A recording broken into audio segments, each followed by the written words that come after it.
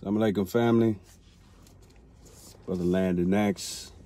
As you can see by the title, we're going to deal with the question or the fact, depending on how you look at it, that we are looking at what one might call a lost generation. I'm talking about the youth. But we're going to go deeper. You know how Nation Town does. But that's the question, or maybe the fact. Is this a lost generation? And this is based on some of the recent events, particularly with young rappers being murdered, as well as just our brothers and sisters being murdered in our communities. So that's the question. Is this a lost generation? We're going to dig into it real quick. Let's get it.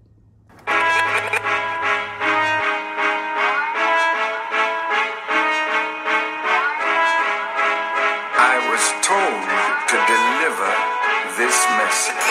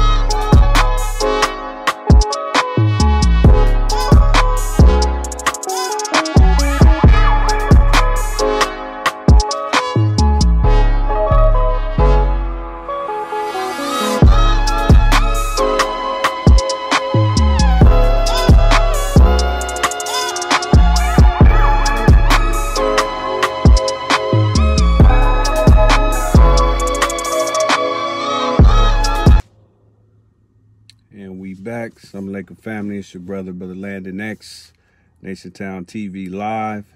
And we got an important episode. I would like to think all of our episodes are important, but this one is dealing directly with our community and just some things that have been going on in our community and our culture. But before we get into it, and what we're going to get into is the question of whether or not we're dealing with a lost generation. And if so, what's the solution?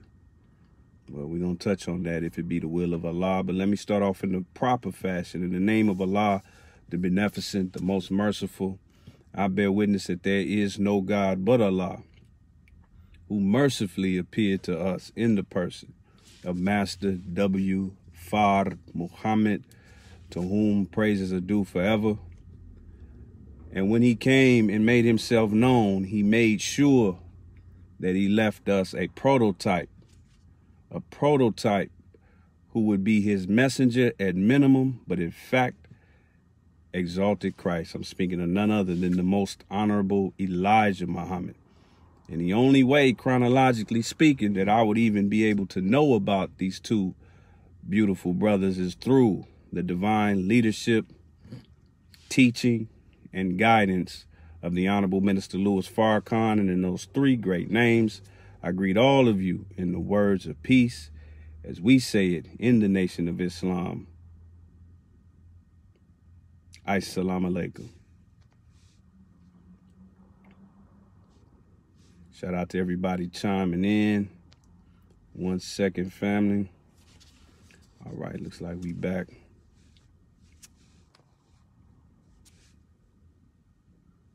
All right. Well, family, just wanted to touch on this real quick. May not be able to deal with too many questions or comments, but make sure you hit us with the questions and comments. Make sure you share this message.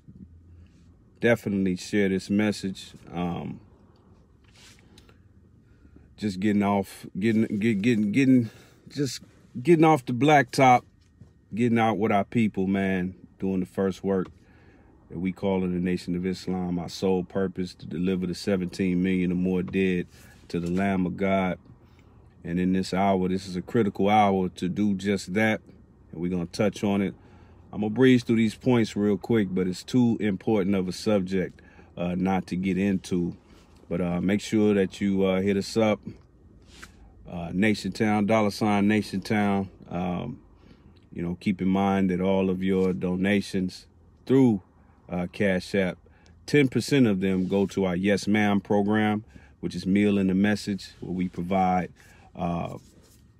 personal care glad bags as well as food to those in need here in Los Angeles, and inshallah soon nationwide. Make sure you show us some love on that.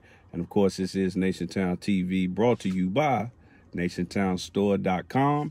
Also, make sure that if you are following us on NationTown TV on Facebook, make sure you go to NationTownStore.com, the page. There's a page on Facebook, NationTownStore.com. I know it's a lot of fake pages out there lately, but that's a real page. That's us. I'm just noticing, Facebook kind of playing around with us on that page. So I'm just going to transfer, most of our content to this new page. So make sure you go ahead and get on NationTownStore.com. It's a page on Facebook, not just a web page, but it's a page on Facebook. And make sure you follow that page just like you following NationTown, because eventually we're going to completely shift over. Also, we are brought to you by DoForSelf.net, online learning annex. Make sure you hit that up. And I think eventually DoForSelf.net might also turn into our permanent abode. We got to make sure that we have an independent platform in order to reach the people. That's one of the reasons why your donations are so important. Shout out to everybody that has been donating to us through Cash App, all of those supporting NationTownStore.com. It's been, I don't want to use the word overwhelming, but it's been overwhelming as far as love is concerned, and we appreciate that, man. It just shows that it's a lot of people out there who are really sick and tired of this world, and they understand the math and the finances behind separation. We sincerely appreciate that, and we're going to continue to do the best we can to fulfill those orders and continue to serve. And that's why we call it NationTown, because we're dealing with not only every town you think of and every nation you think of, they always have a communication and media outlet, and they always have an economy. You can't be a nation or a municipality without those two. So that's why we push, so hard on the communication aspect and also on the economic aspect, because it really is NationTown. But let's jump into it. Again, shout out to everybody chiming in. Again, we're dealing with the question that you see in the actual caption, lost generation. And I put a question mark there. I almost posted it without the question mark, because some might say it's a statement of fact. Some people might say, that it's more of a question, and it all depends. But what really prompted this was just in the last, I want to say 7 to 10 days, I think maybe less than that, we've had to deal with not one, but two young, gifted brothers I'm not even gonna call them rappers, but brothers who were on the upswing. It wasn't like a Tupac and Biggie type thing where they were at the pinnacle or the I guess you could say the apex of their career. They were on the upswing, and without judgment of, you know, what they rapped about and whatnot, you know, they were two young brothers, and it was kind of like the tip of the iceberg. It was the tip of the iceberg of what you see going on in our communities in general, not just with celebrities and rappers, but in general. And those two brothers was, as you can see, the brother on the left, that's a brother goes by the name of Mo3 out of Dallas, Texas. And then the brother on the right is King Von out of Chicago. And there were so many similarities to the way these two brothers went out just this past week. I mean, even though, you know, just like you see it's a similarity in these two pictures, I prefer to put these two pictures up of them, because let's not forget that whenever we turn on the TV, we can't fall into the same mentality as our enemy. But when they turn on the TV and they hear about news and it's two black men that killed each other, you know, it's almost we treat it like, you know, a dog just died or a dog got hit by a car or something. You know, some of us are even more hurt when we hear about a dog dying than we hear about our own people dying. So I wanted to show the humanity of these brothers by showing them as you see them right here. But the brother on the left, Mo3, was the most recent. He was actually murdered. It's the first time I ever heard anything like this in my life, you know, regardless of whether it's related to black people or whatever. I never heard of somebody being murdered on the highway intentionally and directly. You know, I've never heard of that. But the brother was, I think they boxed him in on the highway. It was already, you know, bumper to bumper traffic, I believe. And a brother jumped out, started gunning at him. Brother tried to get out the car and run, and they shot the brother in the back of the head. And then our brother King Von on the right, this brother wasn't even in Chicago. You know, you would think, you know, they call it Chirac, which I think we need to stop calling, especially black people. Let white people call it that. You know, let them show their devilish side and call it that. Because that's our problem. We mimic our enemy too much in the foolishness that he does. Iraq is, and what America did in Iraq is his foolishness, not ours. So don't let him put that name on our hood. You know, I don't care where you from. I don't care what city it is. If it's dealing with us, that's my hood, man. And you don't put that name on us. And then we didn't put that on ourselves. You know, don't believe the hype. We didn't put that on ourselves. It was compared to Iraq and the Chicago Sun-Times. And then people start saying Chirac. So, but anyway, he's from Chicago. He's from a notorious neighborhood called Old Block. However, he was murdered in Atlanta.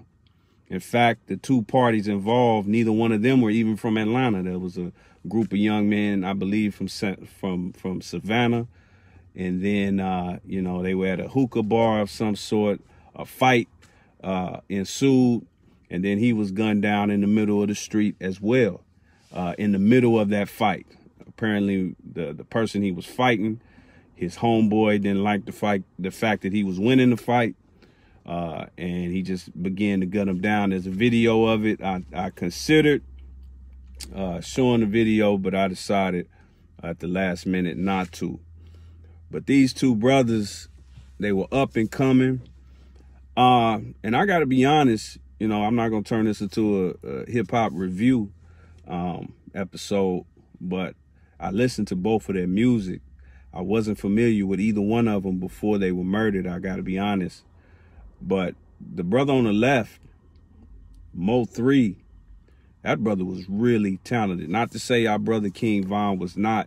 King Von was basically the latest in a line of Chicago rappers following, you know, kind of that, you know, that drill music wave, so to speak. Mo3 he wasn't necessarily unique in his style, but he was extremely talented. He could sing and rap. And he really had a talent. He really he rapped about some really heartfelt things. You know, he rapped about taking care of his children. He rapped about, you know, the poverty that he grew up in. But he was extremely talented. Both of them talented. But I have to be honest, Mo3's music that I've been, you know, kind of studying the last, you know, 24 to 48 hours really kind of touched me, because the brother really, I mean, man, he really had places to go as far as his career. But the thing is, this is not about just those two, because what you're looking at with them two is what I would call the tip of an iceberg. And you've heard that saying before, that's just the tip of the iceberg. And I want to show you exactly what that looks like. What you see at the top, that's a tip of an iceberg. So when you see that in the middle of the ocean somewhere, this is what sank the Titanic. Think about that. The greatest ship ever built at that time. It was sank because they saw just the tip and they thought they could maneuver around it and not be a problem. However, as you can see, underwater, it's more to be dealt with. And what you see in the rap industry with our brothers, you looking at a tip of the iceberg type of situation, because where there are 1 or 2 or 3 rappers being killed every now and then, they are representative of a daily epidemic in our communities, and just dysfunction, not just the murders. The murder is the extreme side effect. You know, you just have a lot of brothers and sisters in our communities that are slowly committing suicide, you know, indulging in a particular lifestyle. And many of them never see any real money. The dope, you know, the crack game is over. You know, it's still dope being sold and whatnot, pills and all kind of other stuff. But, you know, it's not like the 80s and the 90s. It's not like where a brother can get him a plug and mess around and fill up the walls of his apartment with bricks of cocaine, and then within a couple of weeks he's a multimillionaire. That was a reality 30 years ago. That was reality 25, 30 years ago, 35 years ago. It's not like that anymore. But the proliferation of guns that came with all of that, those guns are still here. The broken families, the broken black families, that's still here. The broken minds, the broken education, all of that is still here. So it's like if you remember that movie Mad Max and Thunderdome, where it was like a post-apocalyptic world, where they were all running around killing each other and everything, and it was like the ashes of the world that used to be. That's what it looks like in the ghetto right now. The money's gone, but everything that the crack game left behind is still there. And they're trying to almost turn the underground rap scene into the new crack game. Because with streaming and with, you know, social media and everything, it's quicker and easier to get rich as a rapper than it was, and get rich independently than it was, you know, just 15 years ago. So we're going to deal with the bottom of that iceberg, not the tip. I'm not going to get into all the he say, she said about the brothers and how they were murdered. I'm not really concerned with that. I know the story, even though I don't. You know, it's not something complex. You know, so we're going to get into the actual issue as far as the rest of that iceberg, the lost generation. The lost generation.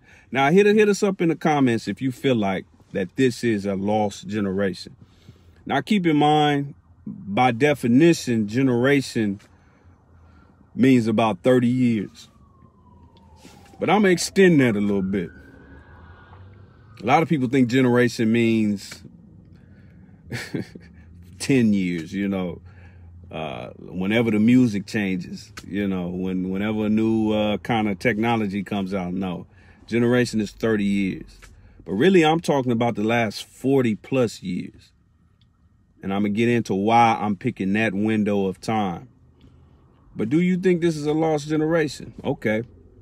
Whether you post it in the comments and admit it or not, I bet you most of you that are watching this and will watch this do believe that this is a lost generation.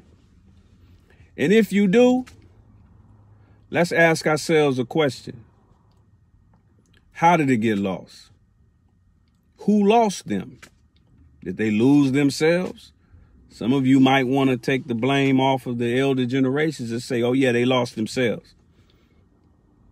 Now you got to ask the question, okay, if young people lost themselves, why were they in control of themselves to begin with? Isn't it supposed to be the elders guiding the youth? Isn't that the natural order of things? And let's look at it like it's an actual object. If they are lost, what do you do when you lose something? I guarantee you, everybody that's watching this and will watch this, you've lost something before. I mean, like really misplaced and lost something. Your phone, you know, something as minor as an ink pen, your keys, your car keys, you know what I mean? We lose things all the time. And what's the advice that somebody always gives you? When you go to somebody and say, hey man, you seen my keys? Hey man, you seen my car? I mean, you see my, sometimes we lose our car. Man, you see my phone? What's the advice they always give us? Retrace your steps. When was the last time you saw it? So let's pretend, whether you agree with the term or not, let's just say, okay, this is a lost generation. Let's retrace our steps real quick. Let's retrace our steps. But before we get into the retracing of steps, let's be careful and let me define some things, with your brother Landon that may be a little different from others. When I say the youth, I basically mean young people that are younger than you, whoever you are that's watching this. If you're an adult and you have a generation that's under you or just a younger group under you, that makes you an elder. That makes you an elder. It don't necessarily mean you grown or whatever. That's ghetto terminology. Grown, I'm not grown. If you're an adult and you got a generation of people under you that are younger than you, that are walking down the streets that you already walked down, that makes you an elder to a certain degree, and it gives you more responsibility, whether you like it or not. And one thing I see happening with all elders, whether you 25 or 55 or 95, we have a problem with language. And I'm not talking about language like cursing too much. Language programs your mind. In order to program this phone or any computer, they have something called binary code, C++ programming. And in that kind of programming, that's what you're looking at right there. That's binary code. That's what you saw at the beginning of the movie, The Matrix. You saw a bunch of, characters. And really what it is zeros and ones. Zeros and ones, ones and zeros, ones and zeros, zeros and ones. And that programs the software and makes it do all the things that it does. And that's all based on how the human mind operates. Every computer is based on the way the human brain functions. Some of you think your phone is smarter than you. No, your phone is based on you. So the words that you use are the binary code in the C++ programming that's controlling your actions.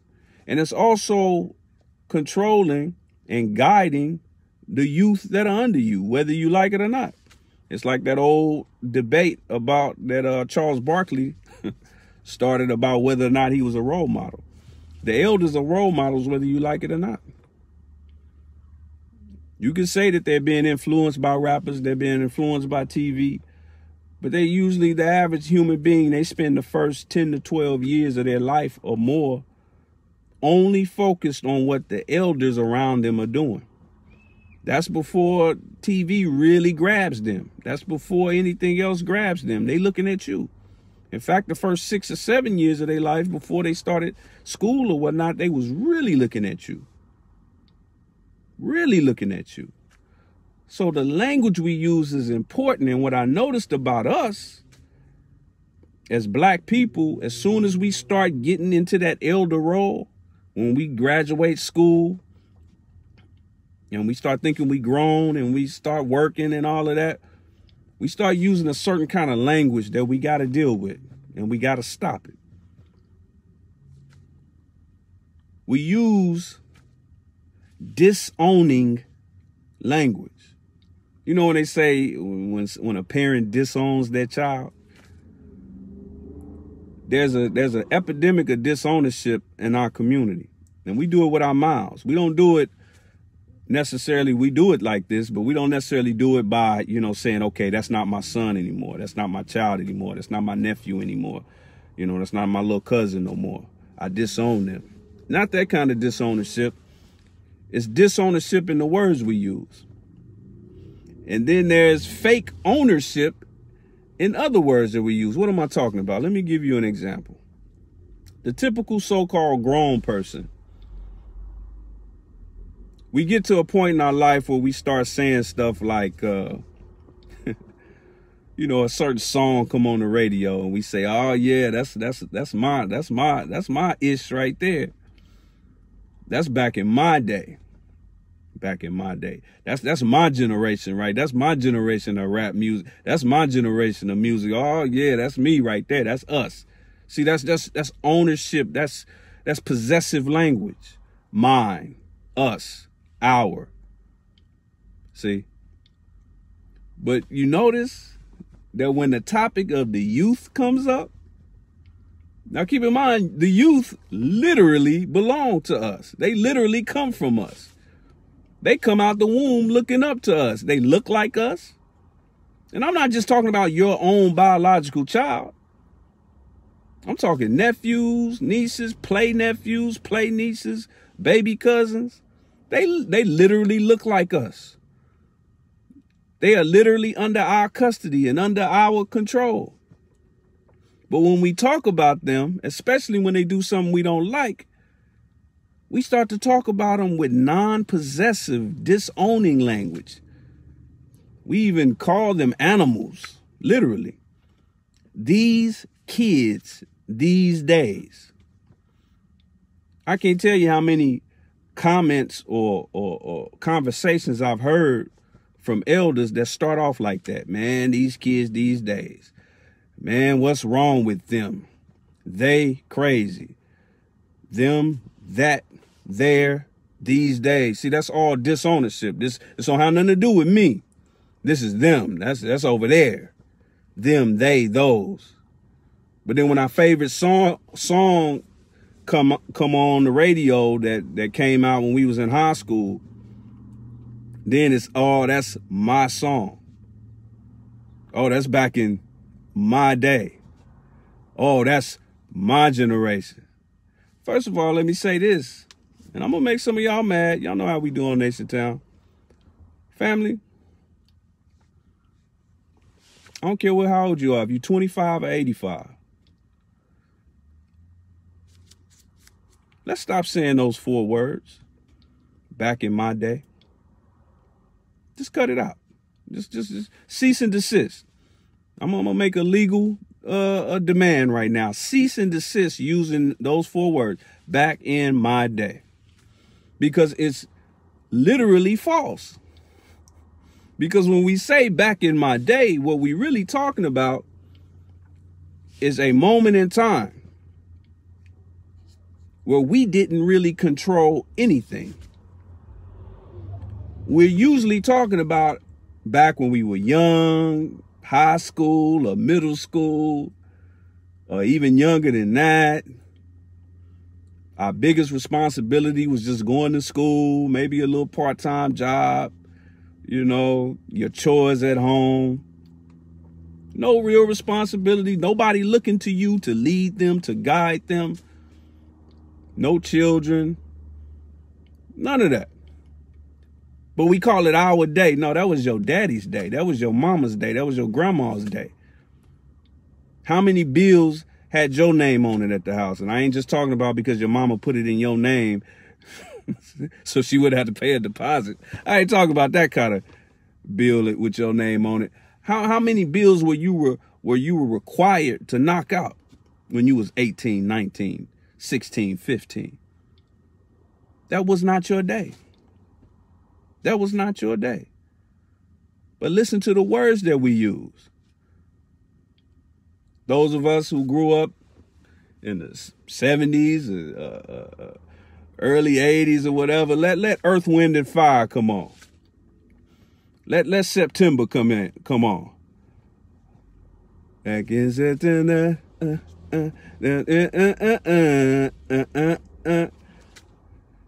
And what we say, oh, there go my song. That's my song. That's my song. That was back in my day. That's my song.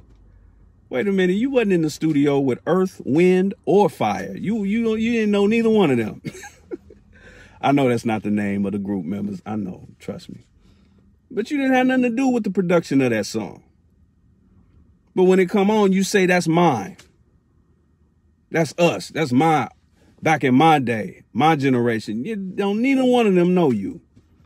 Earth, Wind, nor Fire. But you take ownership of that, but then your own child or the own generation that you're responsible for. See, that's what Asiatic means.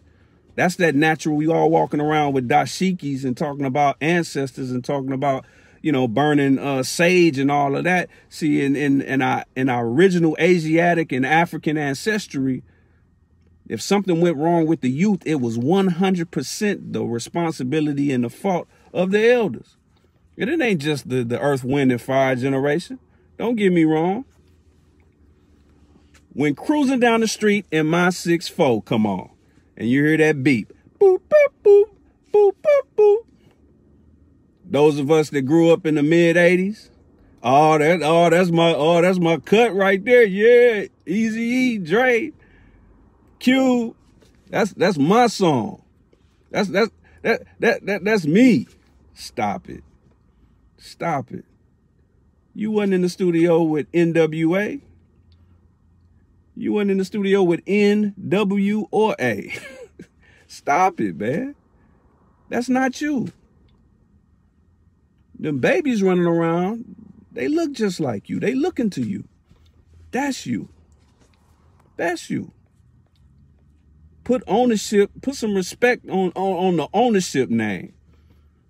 Like Birdman said, you know, and then I got to jump on my own generation because I always prayed and hoped. I always hope, man, I hope my generation don't grow up talking that foolishness because I heard elders talking like that when I was a teenager. And I said, man, I hope we don't get to it. And man, I ain't even that old and I already hear it.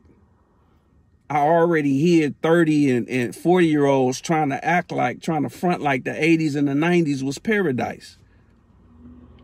I'm in LA now, but I didn't grow up in no LA or Chicago or New York. But the crack epidemic was everywhere. The gang epidemic was everywhere. And trust me, the 80s and the 90s was nothing nice. Stop trying to front. But let all eyes on me, come on. I can't deny you. I'm a straight rider. Boom, boom, boom, boom. Oh, that's me right there, homie. That's us, man. That's back in my day. That's back, man. That was before the skinny jeans and all the, oh yeah, that's real hip hop. Yeah. Stop it. Stop it.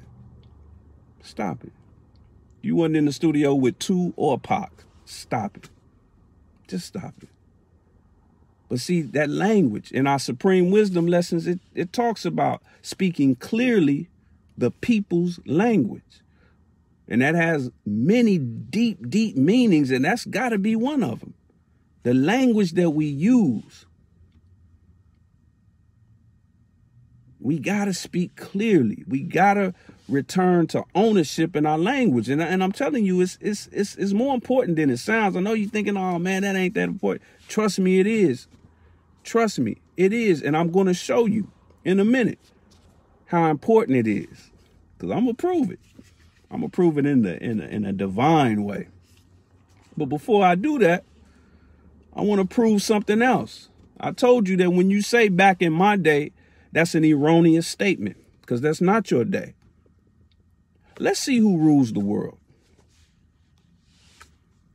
This is the average age of the members of the United States Congress. The average age of members of the House at the beginning of the 115th Congress was 57.8 years old. Senators, 61.8 years old. 58 and 62. That's the average age of those who propose and write the laws of this country. I guarantee you go to any superpower nation outside of America, you're going to run into the same age group. So that's government. And in fact, to run for president, you got to be just 35. You got to be 35 years old just to run. And if somebody's elected president at 42, 43, like JFK, they considered a baby. A baby. Let's look on the economic side, the business world. The average age of a Fortune 500 company CEO, even though you got all these .coms that have young 30, 35, 40-year-old CEOs, still the average age of a Fortune 500 CEO is 58 years old. A 2019 report from the executive staffing firm Christ Colder Associates said CEOs average age at the time of hiring for Fortune 500 and S&P 500 companies rose sharply to 58 years old. It rose to 58 from 54 between 2018 and 2019. The most common age for a CEO to be hired at is 57. So we covered Congress, government, then we covered business. See, these are the people making all the decisions. When you turn on your TV, it's a product of what either the government has done or hasn't done, or what businesses are doing or haven't done. All the stuff you don't like on TV, the rappers you don't like, these rappers are all signed to old Jewish men. Now, I'm going to say that again. These rappers are signed. Their checks are being signed. Their paychecks are being signed by old Jewish men. The laws are being perpetuated and pushed by old people. Now that's Congress, that's the government, and then we did business. Let's deal with our schools. Average age of a school teacher. I'm in California. The average age is 44 and a half. 44 and a half. 44 and a half. That's the average age of a school teacher in the biggest state in the union. 44 and a half. So where are we getting this idea? Where are we getting this idea that children are out of control? Young people are out of control. Who's controlling them? It ain't no 15-year-old governors, mayors. Ain't no 20-year-old Fortune 500 CEOs. No. So they don't have no power to control the world. So when you walk outside or you turn on your news and you see something you don't like, you looking at your day. Ain't no back in my day. This is your day. If you grown, this is your day. And it is your day until you die. That's the thing about being grown. Today is your day. Yesterday that you call your day, that was grandma's day. Pat her on the back. Show love to her. Pay attention to what she did and what she didn't do, what she let fly and what she didn't let fly. Oh, I can't do that today. Why? The laws are different. Oh, okay. Who wrote those laws? It wasn't no 18-year-old. And that's a cop-out anyway. Now, this ain't about necessarily the blame game. Because the people that are 18 right now, I guarantee you, unless we change course 15, 20 years from now, they're going to be talking the same foolishness. It's somebody out there that's 18 right now who 20 years from now is going to try to convince you that it was all good in 2020. No, not 2020. Yes, 2020. 2040. It's going to be a 35, 40-year-old telling you, man, it was good. It was cool, man. Remember back in 2020? We just used to be on Facebook and texting and playing video games on the phone and watching YouTube, man. I don't know what's wrong with these kids these baby goats these days, they're going to fix their mouth to say 2020 was the good old days. Just like black people today will tell you 1965 was the good old days. Getting dogs sicked on you was the good old days. Getting hanged from a tree by the KKK was the good old. They really try to get this over. Martin Luther King getting his jaw shot off was the good old days. Malcolm X getting conspired against and murdered by the federal government was the good old days.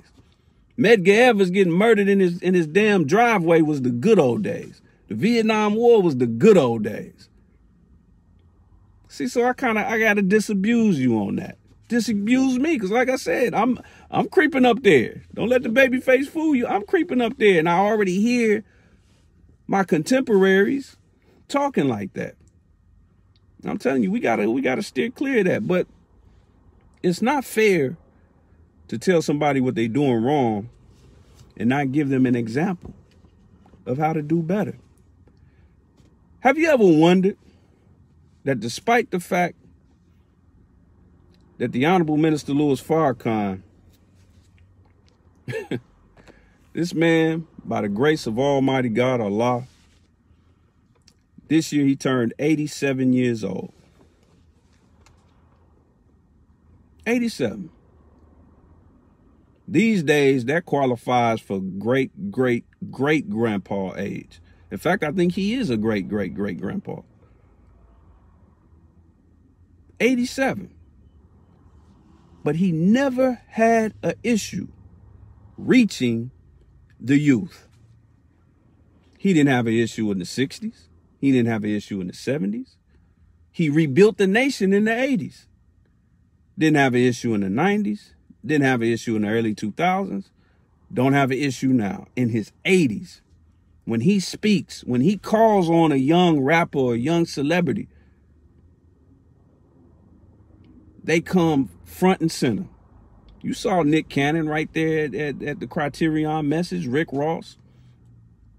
He could have called anybody else, any other young person. And when some of these rappers that are caught up in some of these beefs, you know, like Lil Durk, who's the person that signed King Von and started King Von's career. He's a huge supporter and fan of the Honorable Minister Louis Farrakhan. How is it that the Honorable Minister Louis Farrakhan demands the attention of our children, but we can't? Their 35, 40-year-old uncle can't reach them. They 45, 50-year-old mama, sometimes 40-year-old mama, sometimes 35-year-old mama can't reach them. But an 87-year-old, remember what I said about language. The minister always uses possessive language and actions when it comes to our young people. You're going to have a hard time finding the minister speaking of young people.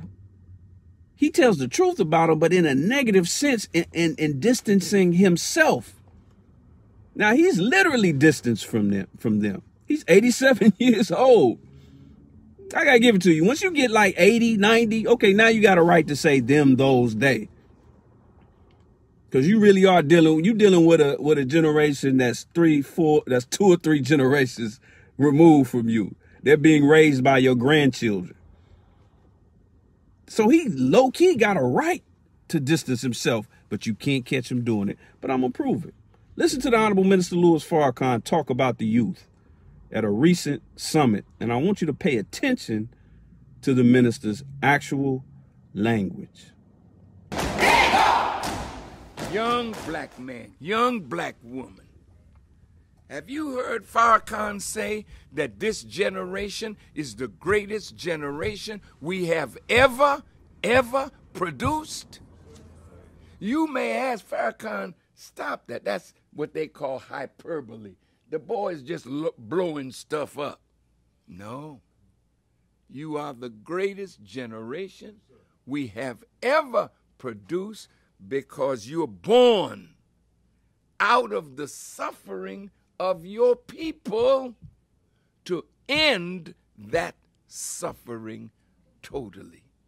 You are the generation that the enemy knew was coming. See, they made our grandfathers call them Massa, great-grandpa. Massa Thomas, Massa Woods, Massa Clark, Massa Jackson, and white folks walked around, yes. Beat this nigga, give him 50 lashes. He didn't say Massa right. And if you grew up in the South, your mother would be telling you things to protect you from the evil of the white man. When you see him coming, go off and get off the sidewalk and, you know, and walk in the street. And when you see him, if you got your hat, tip your hat. Morning, sir. She didn't necessarily tell the daughter that. But you the man. And when you come up, they figure the challenge is going to come from you, the black male. Now, grandma, grandpa, they were afraid of the white man. And most of our people live in fear of white people. When we talk to them, we scratch and we ain't itching. We bend and we bow. And you see, even the best of us are afraid of them. But at last, the real love has come along. The black man today is the generation that God was going to use to answer the cry of justice that is the cry of our ancestors. You are that generation of young gods, male and female. The greatest generation we have ever produced. He was talking to the skinny jean generation right there. The greatest generation we have ever produced. Those are two very ownership worthy and possessive terms. We and produce. We and produce. Now, why is that important? Why is that important? Because we do have a lost generation. They're almost an orphaned generation. The Holy Quran talks about how Allah appreciates and loves those who look out for orphans. Not just those who literally are orphans. They're in the foster care program. They've never met their mother or their father. But given the fact that the standards of parenting and the standards of the elders bringing up the youth, keep in mind, I'm not just talking about parents. We are all parents if we understand. These are all our children. If you're 18, you're responsible for the 12-year-olds. If you're 28, you're responsible for the 18-year-olds. If you're 38, you're responsible for the 28-year-olds. So forth and so on. Now, if you try to help them, you try to, help guide them or whatever, and then they swing on you or whatever, okay, blood is off your hands. Move on to the next one. We making enough babies, they out there. Move on to the next one. One of them is going to appreciate your efforts. Guaranteed. The greatest generation we have ever produced. See, he talks like that to us. Now I got to speak on from personal experience. The way the minister talked to me in the 90s. I'm not talking about sitting at the foot of his bed or sitting next to him or the dinner table. I'm just talking about when I hear him speak about the youth. He's always driven a hard line about the youth since even prior to 75. And when he talks to the youth, he always uses possessive language. That's important. So when you got a lost generation where their own parents don't even take ownership in them, they take ownership in everything else. except for them. And then they hear a man who was a wide awake man, and he takes full ownership of them, even though he don't even know their name individually. See, that rings a bell, and that should be a message to all of us, not just parents, but to all elders who have a younger generation under them. But like I said, so what you're looking at, and you might still not understand what the minister just said. What does he mean? The greatest generation? These? Some of y'all thought to yourself, these niggas? Do you know the word potential derives from electricity? It comes from the field of electricity. The potential is how much electricity is being held in a particular conduit. And all it's waiting on is the proper conduit for it to flow out. If you paid your light bill, every plug in your house has a certain amount of electric potential. And as soon as you plug something into that plug, you're going to find out how much potential is in there. When your PlayStation turns on, when your big screen TV turns on, that shows the potential. And what you see in Chicago, not just Chicago, do you know Chicago's not even I don't even think Chicago's in the top 10 murder rates? I was born and raised in Tulsa, Oklahoma. Now I live in South Central Los Angeles proudly. But do you know Tulsa has a higher murder rate than Los Angeles? That's a fact. I looked it up today. Look it up. Look it up. I think Tulsa is rated number 30. And they did the top 64 murder rates in America in 2019. LA didn't even make 64 because it's all based on per capita. But think about it. If you know a bomb is going to explode, would you rather it explode in front of you in a phone booth or on a football field? You on the 20-yard line, the bomb is on the opposite side of the field. So that's why per capita is important. That's why per capita is important. So when he talks about us, when he talks about the youth, he uses possessive language, and then that language turns into possessive action. That's the importance of it. It ain't just the language, but then that language turns into action. The minister for the last 60 plus years has been sending men out into the streets, men and sisters, but particularly men, to go and get those young men that are out there in the streets. And they see that. I saw it today as one of those men. I saw it as a baby. I saw it as a child. I saw them running up to my mama's car. Not just with the final call, but with love. And as cheap as my mama was and is, for her to reach into her purse every time and give them cash. I think back then, there was a point where the final call was like 75 cents.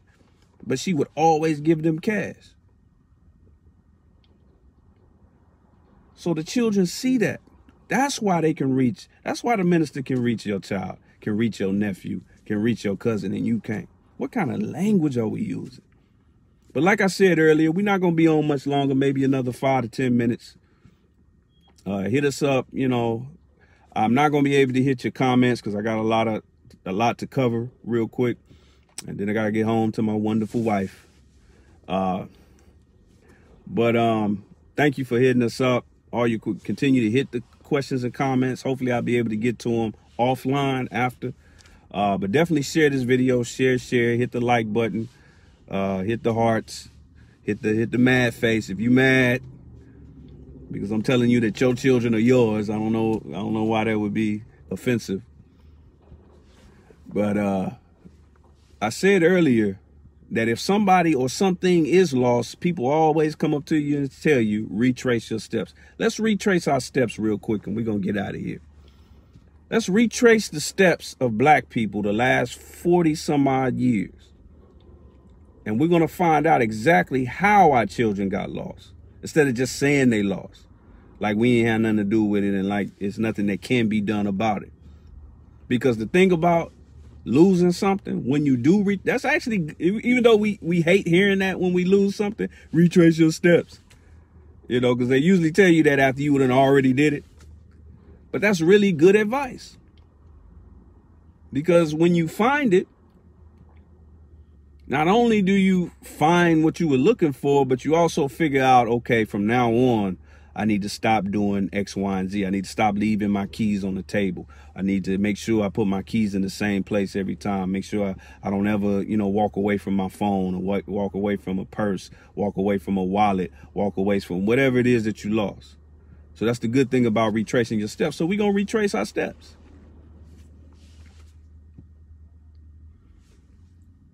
I got 5 steps that we're going to retrace real quick. Retrace our steps. Step number 1, the sin of integration. This was the first step. This is the first misstep, I should say. The sin of integration. This was one of the worst decisions we've made as a people in our multi-trillion year existence. The last episode we did was about Black Wall Street, where we built our own. We relied on our own. We relied on ourselves, on our brother. That was it. But then integration, the sin of integration, as the Most Honorable Elijah Muhammad calls it. Well, we began to force ourselves on our open enemy, and our children were watching. Now, the children at this time, they are the grandparents and parents of today. And they will sit back and watching. We put our life. Listen. Let me make this very clear. And a lot of y'all may not like the way I'm about to put it. But the children of that day sat back and watched the elders literally risk their lives and their well-being just to be closer to white people. I'm going to say that again. They literally, now I got all the respect in the world for the civil rights movement. I respect anybody that is willing to risk their life really for anything. I was just talking to some brothers that bang. I just was talking to some gang members. I hate what they risk their lives over, but I respect the fact that they're willing to risk their lives. That tell me I'm talking to a soldier.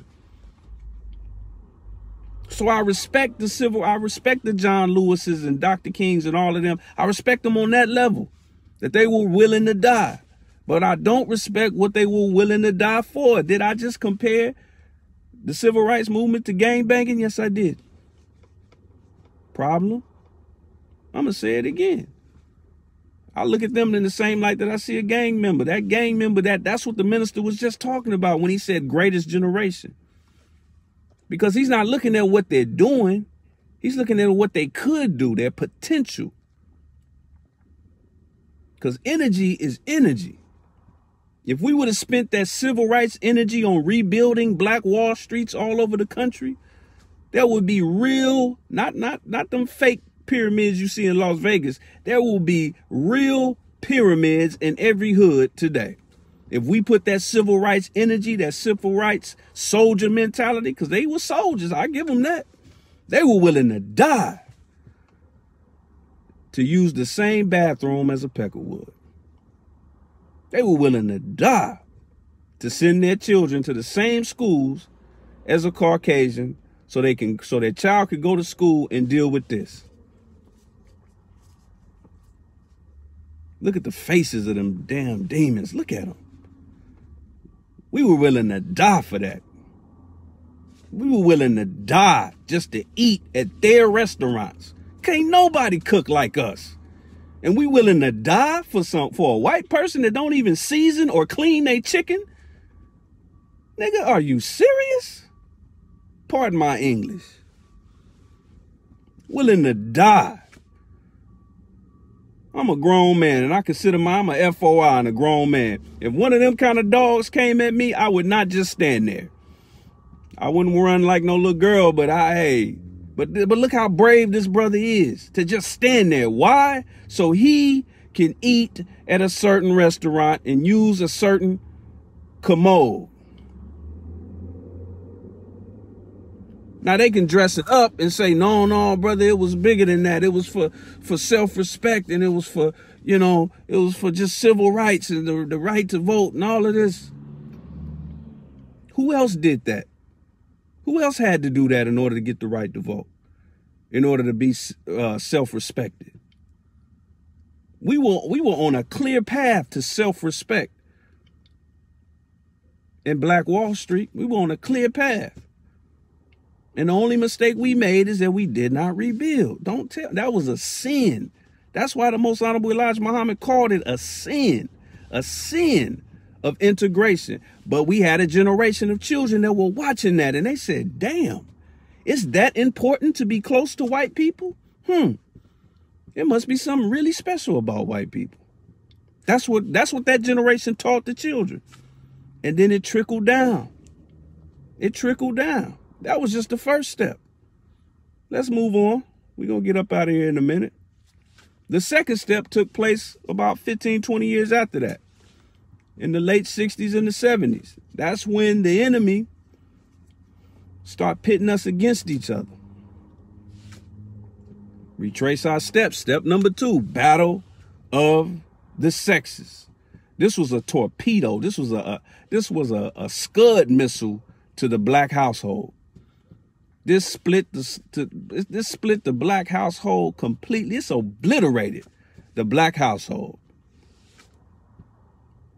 Convincing a black woman that her biggest problem, her biggest opposition, her biggest her biggest issue in this world is her black man. Convincing a black man that his biggest issue in this world is a mean old black woman.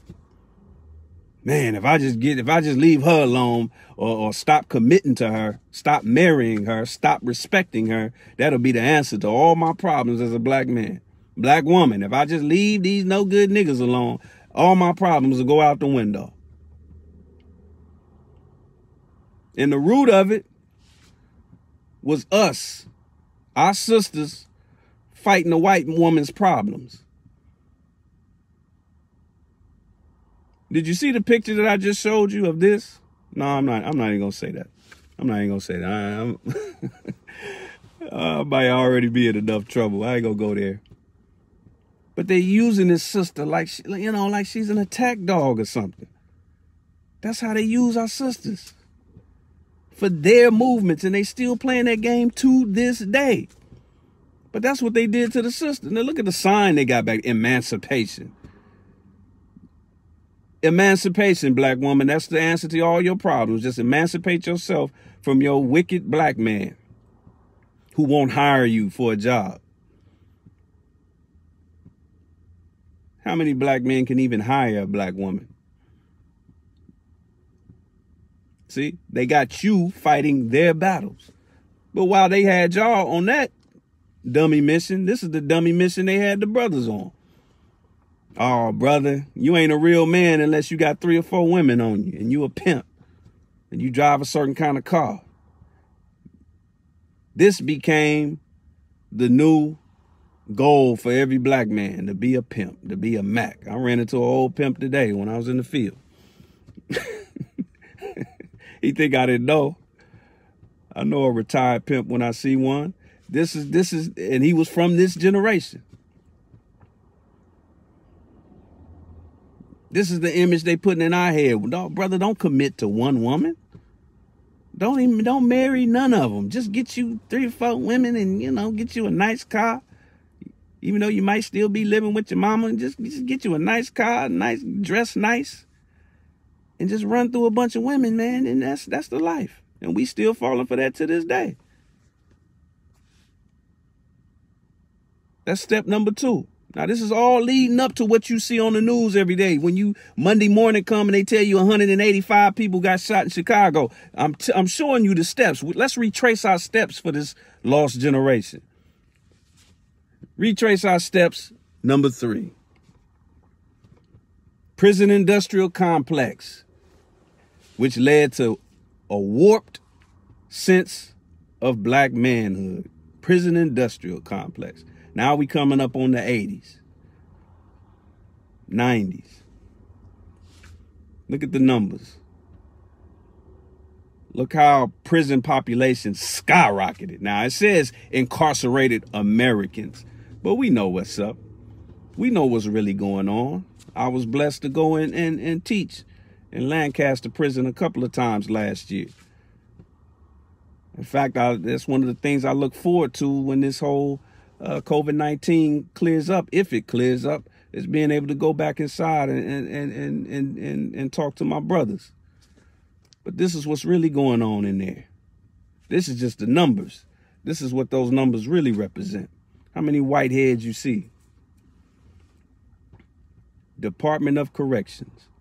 That's no different than a slave with the initials of his master branded in his back. Some of them have uniforms that say state property, because that's what you are when you go to state prison. You are literally property of the state. 13th Amendment all over again. It's the 13th Amendment. You are still a slave. And then what that leads to, prison culture has directly affected the hood. A lot of the fashion comes from prison.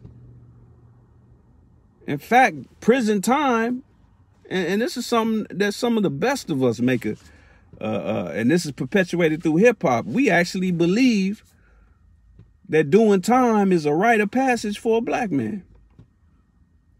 I had a brother tell me one time, he wasn't in the nation, but I wouldn't be surprised if it's a couple of brothers in the nation that think this way too, low key. But he said, brother, I don't even respect a nigga if he ain't never did no time. And the look I just gave you is the same look I gave him. I said, brother, are you serious? But that's the warped idea of manhood. We don't really know real manhood no more. That's manhood in us. I gotta go do some time. And then we call it gangster. Because we see these rappers, some of these rappers never even had legal troubles before they became rappers. Some of them did, some of them didn't. But let a rapper get locked up. Oh man, his next album is guaranteed platinum. He a real nigga now. He a real gangster now. How, Sway? How, Sway? How are they a real gangster? First of all, how are you a good criminal and you keep getting caught? That means you ain't too good at what you're doing. Warped manhood. Warped manhood.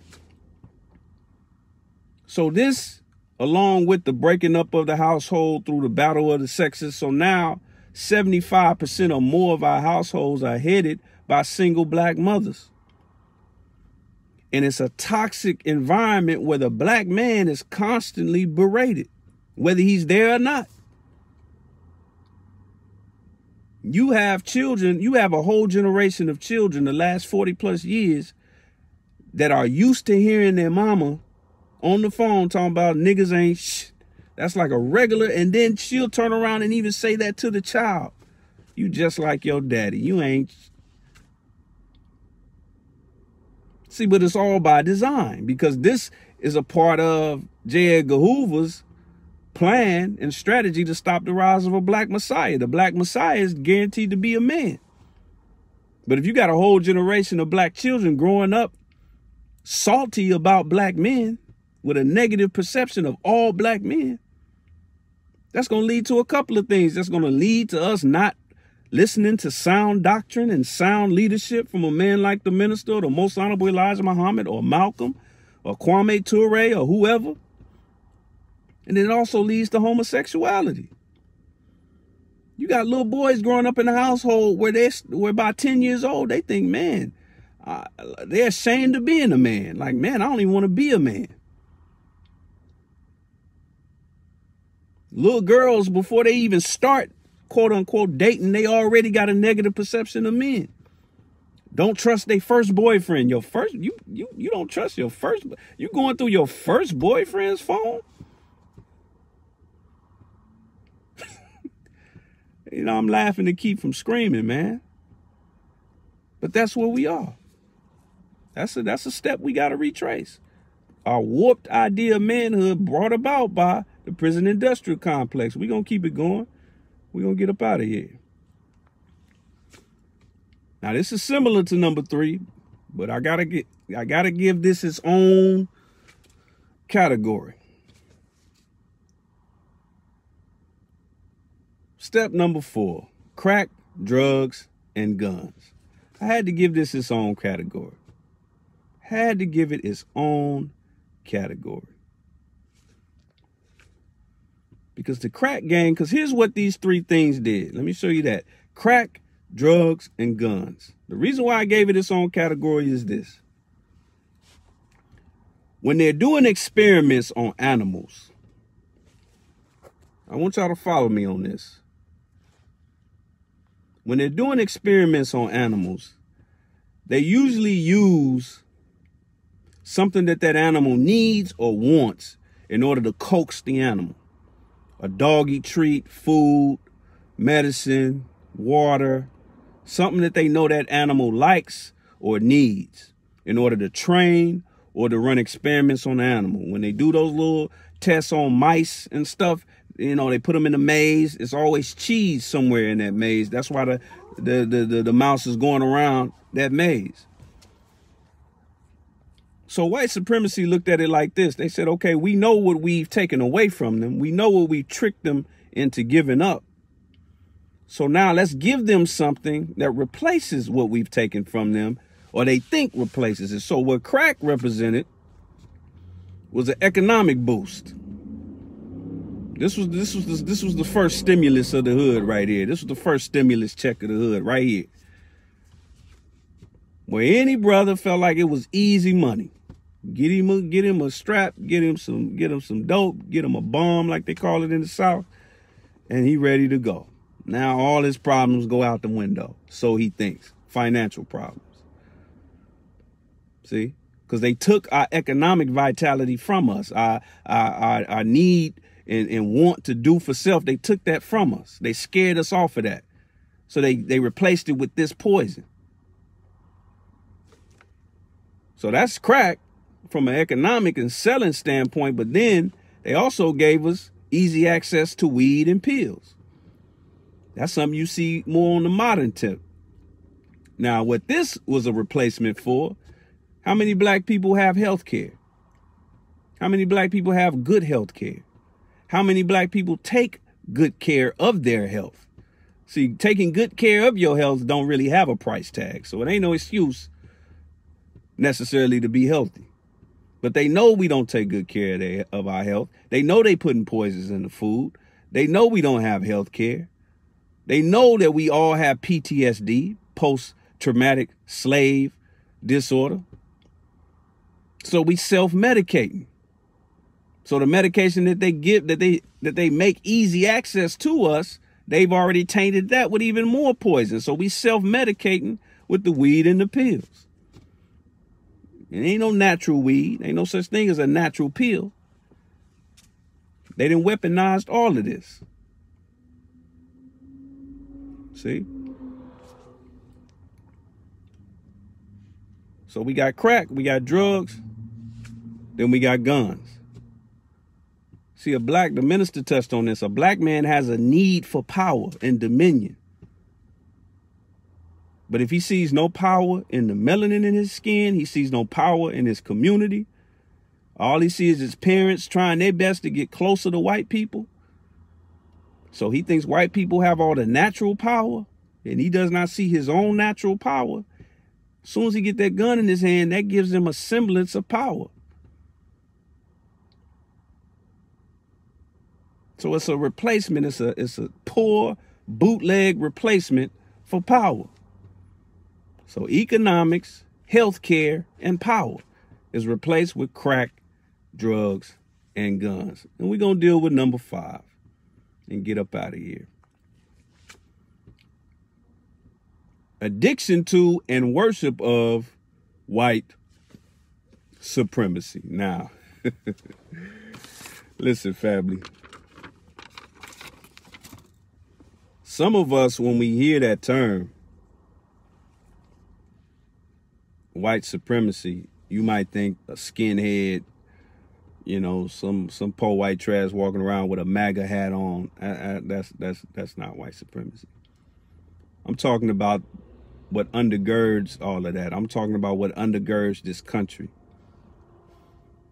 You know, the saddest thing about us, you know, religiously gangbanging on each other and philosophically gangbanging. Some of y'all watching this probably don't agree with me. You know, there was a lot of disagreement about the election, a lot of disagreement about this, a lot of disagreement about that. I pointed out the disagreement that they implanted with the battle of the sexes and all of that. Gangbanging is an issue. We got a lot of divisions and a lot of arguments and a lot of differences in our community. But what I find interesting is that one thing we can all agree on with our actions, not necessarily our words, but our actions, is that we all find ourselves at the end of the day, after the Hebrew Israelites didn't argue with the Muslims and the Muslims didn't argue with the Hebrew Israelites and the Muslims have argued with the Christians and the Crips didn't argue with the Bloods and the women, the brothers didn't argue with the sisters and all of that. We all find ourselves in the same line, buying the same white supremacist products, spending 98% of our money with our enemy so we can look like them, so we can feel like we're closer to them, spending whatever money to live next to them, to send our children to their schools. No matter how much stuff we claim to disagree with each other on, we always end up in the same checkout line. Ain't that interesting? That's because we have an addiction and a worship of white supremacy. We never seem to disagree on that. New PlayStation is out. We got to get that. Hebrew Israelites and Muslims agree. Bloods and Crips agree. Feminist black women and misogynistic Negroes agree. Got to get that PS5. Got to hit the dispensary. Got to go catch that Black Friday sale. We all agree. Got to get out the hood, live in a good neighborhood, send my children to a good school, which is a code word for white. We all seem to agree on that. Ain't that interesting? That is very interesting. The agreement always comes when it comes to white people. The agreement in our actions, not our words. Because some of us will walk around with our fist pumped, dashiki on, beret on, bow tie on, headpiece on, walking around Hebrew Israelite looking like a Mortal Kombat character. We talk that stuff, but then at the end of the day, we right there in line. We on our computer, click, click, click, click, touch screen, Amazon. We all tend to agree on that. And family, what this all relates to at the end of the day is family. Like I just said, our families are under the family structure of the black community is what undergirds all of this. Yes, our children are lost. Young people are lost. They've been lost for a long time. We got 50 and 60-year-olds. We got 45, 50-year-olds walking around today with gray hairs in their head. And 20, 30 years ago, they were a lost generation of youth. And then they gave birth to another lost generation. And then that generation gave birth to another one.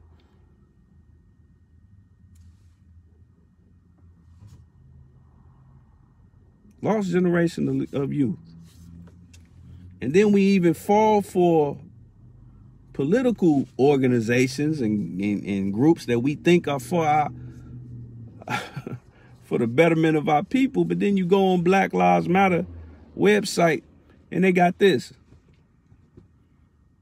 We disrupt the Western prescribed nuclear family structure requirement by supporting each other as extended families and villages that collectively care for one another.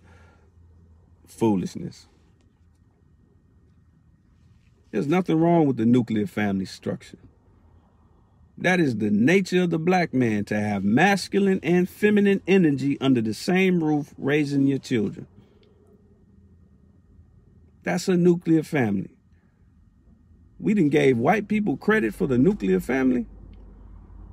And then they say they're full support of LGBTQ. Listen, man, I love my LGBTQ brothers and sisters because they my brothers and my sisters first. I don't care what else they doing.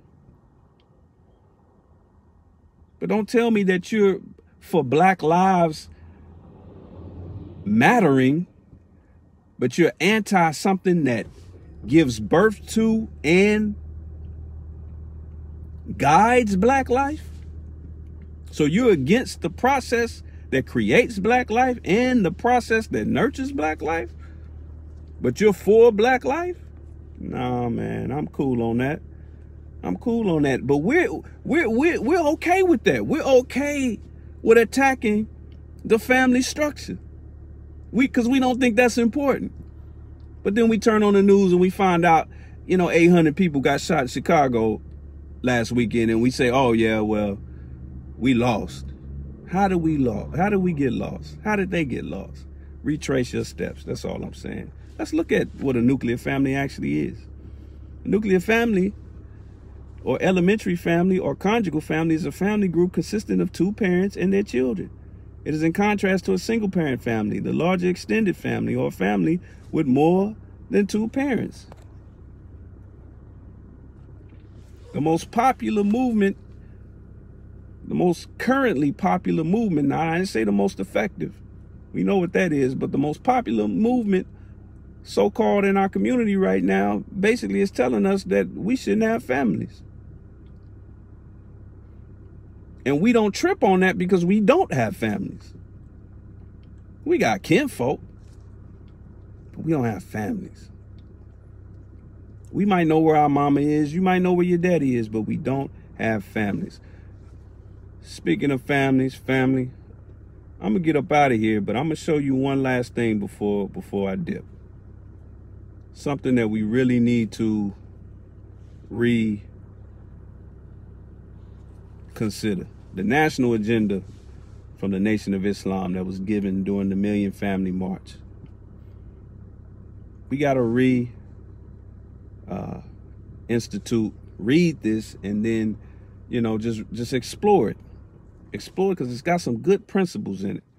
Some very good principles in it that can help us reclaim our youth. There's a section, I think, on page 77 that deals specifically with the youth. And we need to explore that. Shout out to Ice Cube with his contract with Black America. But before that, it was the national agenda. This is our Black agenda. And it deals with every topic that we deal with as a people. And we got to get back to that. So I'm going to tell you, if our families ain't straight, nothing is. If our families ain't straight, nothing is. And I'm going to close with this. Last episode, we talked about building instead of begging, as we talked about Black Wall Street. Everything we need as a community, it must be built. It can't be given to us. It can't be granted to us by no politician, nothing like that. It ain't no easy button to it. We can do it quickly, but we cannot do it easily. It must be built. We come from builders. We come from pyramid builders. So building, it's in our blood, but you got to understand that it got to be built. It ain't no microwave, prepackaged way of reclaiming our youth, of putting our families back together, getting brothers' minds straight, getting women's minds straight. It ain't no microwave way to do it. I know we used to that. It's the easy button for everything else. You hungry, you don't feel like cooking, go to a restaurant so they can poison you. So they can poison you. You know what's funny? I was thinking earlier, as we approach Thanksgiving, family, stop saying Black people don't eat everybody's food. Stop saying that. It's a lie. That used to be the truth, but it's a lie. Because I see too many of us in white restaurants, not just in there eating, but begging to eat in there, crying when we get kicked out. And you can't even see the people cooking that food. So stop saying Black people don't eat everybody's food. Stop calling yourself a picky eater. If you eat at restaurants more than once a week, you ain't a picky eater. Even if you eat at restaurants at all, you ain't really as picky as you think you are. Because you buying food and you have no idea who just cooked it. And chances are it was cooked by your enemy, or the ingredients was prepared by your enemy. But with that said, family, I appreciate y'all sticking it out with me. Once again, Nationtown TV. I'm going to leave y'all as I greeted y'all in the words of peace. Once again, go ahead and go to nationtownstore.com. Support your Nationtown family. Support a black business. Support a black business. I'm saying it again, support a black business. The minister gave us instructions at 10-10-15, and those instructions have not been pulled back. They still stand. Redistribute the pain. Try to stay out of these stores. I know the new PlayStation just came out. I know Nike about to drop some old new Jordans in a minute. I know Macy's about to have a cold little deal and all of that. I'm telling you, don't finance your oppressors. I know it's hard. Or just do less than you did last year. And it all counts. Amazon, all of that, it counts. Spend your money in the blackest way possible. If you cannot do that, don't talk about the youth being lost, because they paying attention to all that. That's why our young people are willing to die just to wear a Gucci belt. Just to be able to take pictures with a money phone. They willing to die because the only thing they were really taught growing up is that their life is valued by how much money they can shove in a white man's pocket. And they learned that from their elders, not from anybody else. So with that said, I'm going to leave y'all as I greeted y'all in the words of peace. Assalamu alaikum.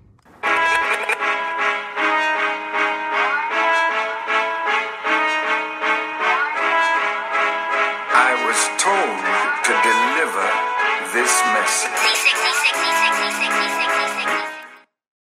The expression, each one teach one? Of course you have. But what if each one teach one was an actual website instead of just an expression of words?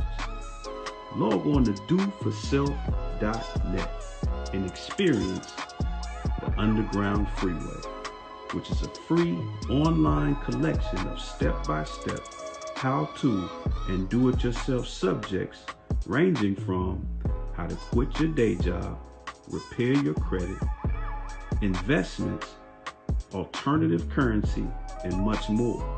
It also features interviews from real people, real professionals with real expertise and information ranging from entrepreneurship, real estate, art, education, physical fitness, the medical field, filmmaking, and much more. Just log on to doforself.net, choose your subject, pick a video, and get it in. Once again, it's 100% free. And not only is Underground Freeway free, but you can also earn rewards every month based on how many subject videos you watch. The subject videos are broken up into 10 to 15 minute step-by-step tutorials, so you can go at your own pace. Each one teach one is no longer just an expression. Now it's a movement.